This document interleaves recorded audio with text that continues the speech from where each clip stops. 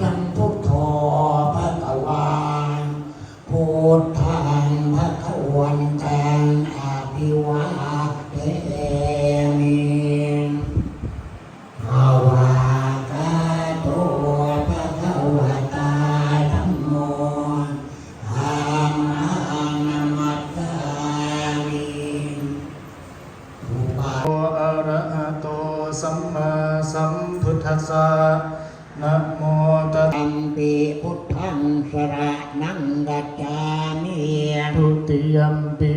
สัทธัมมังมุนิราชสะโน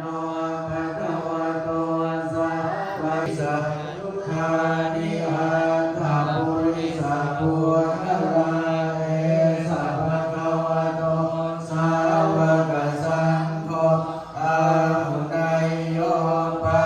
หุนายโยภะคิภะหุงสหัสสัพพะปิเนมิตาสา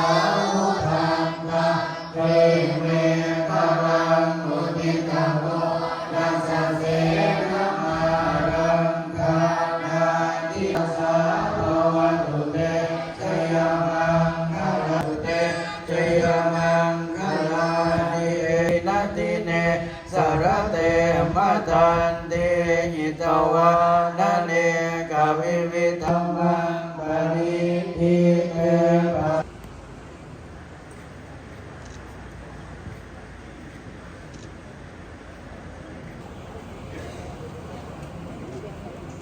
โม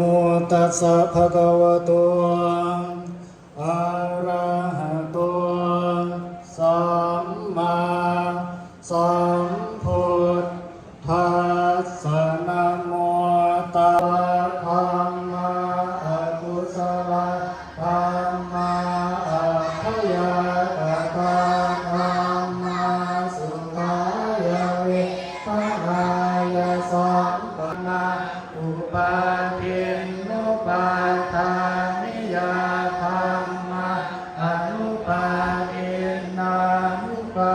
ทานิยาธัมมาอนุปาทินานุปาทานิยาธัมมาภาสังกิเลสิปาเปสัตตามรันติจามาริสุจามาริสเรตาเทวะหังมาริสามินาทิเอตอสังสยโย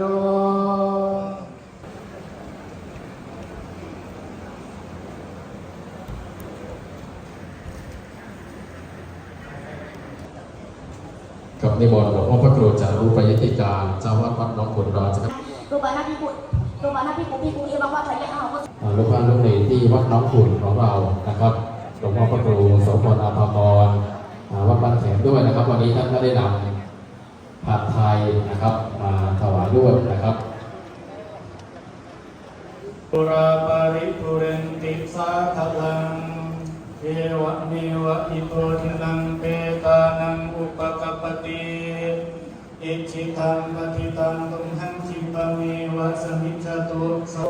ยะธามณิโชติระโสยะธา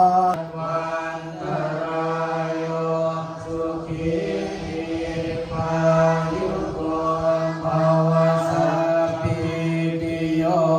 วิวัสัพพิติโยวิวัจจันตุสัพพะโรโควินาศตุมาโลยันจะโคภาคินาทินาสังฆามิสุขติทิภาติกราภังหิอังกะปิกุณมโนทตินังโอมปทารัตนังธรรมรัตนังสังฆรัตปิตากัตตยานุภาเวนะชินา